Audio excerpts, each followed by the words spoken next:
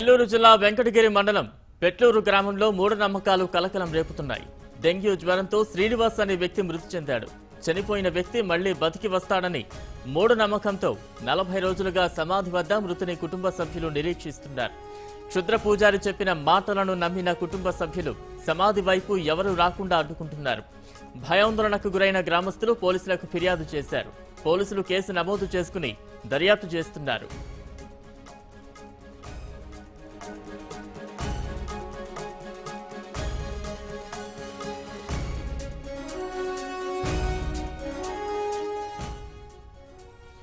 నెల్లూరు జిల్లా వెంకటగిరి మండలం పెట్లూరు గ్రామంలో మూఢనమ్మకాలు కలకలం రేపుతున్నాయి.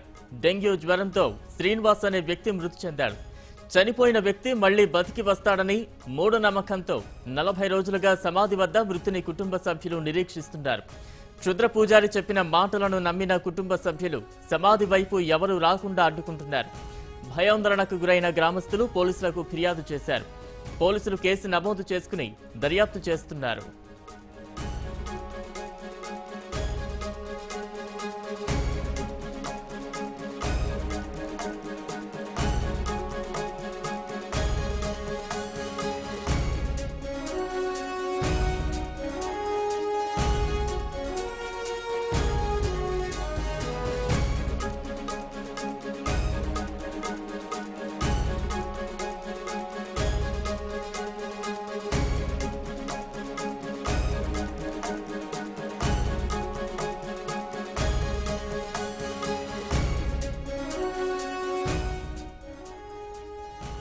నెల్లూరు జిల్లా వెంకటగిరి మండలం పెట్లూరు గ్రామంలో మూఢనమ్మకాలు కలకలం రేపుతున్నాయి.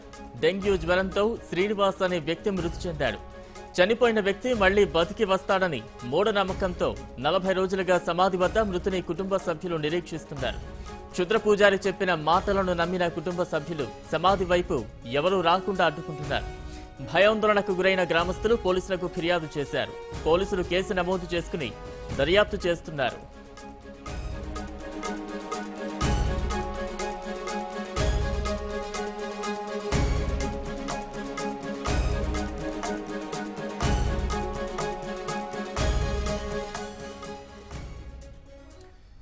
మరిన్ని అప్డేట్స్ మా ప్రతినిధి మురళి అందిస్తారు. మురళి, నెల్లూరు జిల్లాలో మూఢనమ్మకాలు వెలుగు చూసిన పరిస్థితి, స్థానికంగా కలకలం రేపుతున్న పరిస్థితిని మనం చూస్తున్నాం. స్థానికులు ఏమంటున్నారు? మరి ముఖ్యంగా ఆ కుటుంబ సభ్యుల వాదన ఏ రకంగా ఉంది? Thank you Balaram. ఇటు మూఢనమ్మకాలు అనేవి రోజు రోజుకి కూడా గట్టిపడుతున్నాయనే పరిస్థితులు కనిపిస్తున్నాయి. ప్రధానంగా నెల్లూరు జిల్లాలోని వెంకటగిరి మండలం పెట్లూరు గ్రామంలో మూఢనమ్మకాలు భారీగా కనిపిస్తున్నటువంటి పరిస్థితి.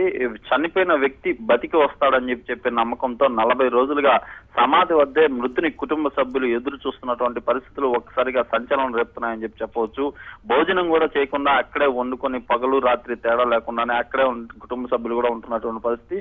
అయితే ఈ మేరకు గ్రామస్తుల ఫిర్యాదు మేరకు పోలీసులు రంగంలోకి దిగి విచారణ చేపట్టారు. ఇక్కడ విచారణలో తేలిన విషయాలు గురింటే కూడా ప్రధానంగా ఓ సంచలనమే రేగుతుందని చెప్పవచ్చు. ఇక్కడికి సమీపంలో శ్రీనివాసులు అనే ఒక వ్యక్తి 40 రోజుల క్రితం ఓ యువకుడు డెంగ్యూ వ్యాధితో ఇటు చెన్నైలో మృతి చెందినట్లుగా తెలుస్తోంది. అయితే మృతి చెందినటువంటి ఆ వ్యక్తి ఇటు వెంకటగిరి మండలం పెట్లూరు గ్రామంలో అతన్ని సమాధి కూడా చేశారు. అయితే ఇటు కుటుంబ సభ్యులు ఆ వ్యక్తి ఏ విధంగా మృతి చెందాడు అనే దానిపైన అనుమానం వ్యక్తం చేస్తూ ఓ క్షుద్ర పూజారి దగ్గరికి వెళ్లి దానికి సంబంధించినటువంటి పూజలు చేసే ప్రయత్నం చేయగా ఆ క్షుద్ర పూజారి భారీ డీల్ ను కుదుర్చుకున్నాడు. ఏదైతే ఆ వ్యక్తి శ్రీనివాస్ అనే యువకుడు ఏదైతే మృతి చెందాడో ఆ యువకుడిని మళ్ళీ 41 రోజుల తర్వాత సమాధి నుంచి పైకి లేపుతాను, దీనికోసం 8 లక్షల రూపాయలు ఖర్చు అవుతుంది.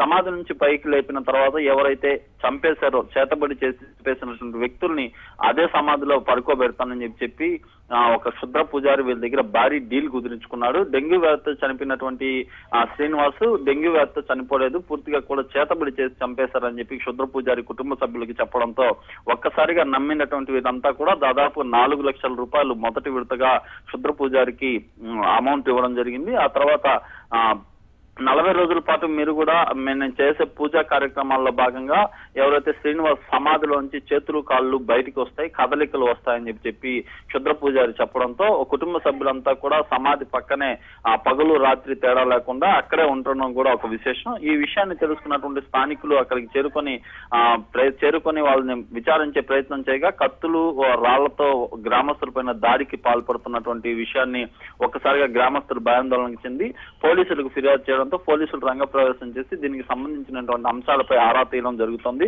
ఆరా తీసిన తర్వాత పూర్తి దీనికి సంబంధించి క్షుద్ర పూజారి దగ్గర వీళ్ళు తీసుకున్నటువంటి నగదు, క్షుద్ర పూజారికి అప్పగించినటువంటి నగదు, ఈ డీల్ మొత్తం కూడా ఒక్కసారిగా సంచలనం రేగుతున్నటువంటి పరిస్థితి.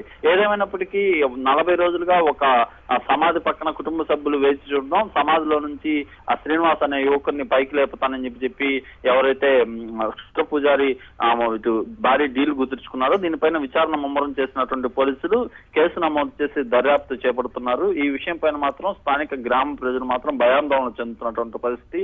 నేడు ప్రపంచం నలుమూల కూడా బాగా భారీగా వెళ్తున్నటువంటి పరిస్థితులు ఇలాంటి సంఘటనలు జరగడం మాత్రం ఒక సంచలనం అయితే రేపుతుందని చెప్పుకోవచ్చు. Right, thank you Murali.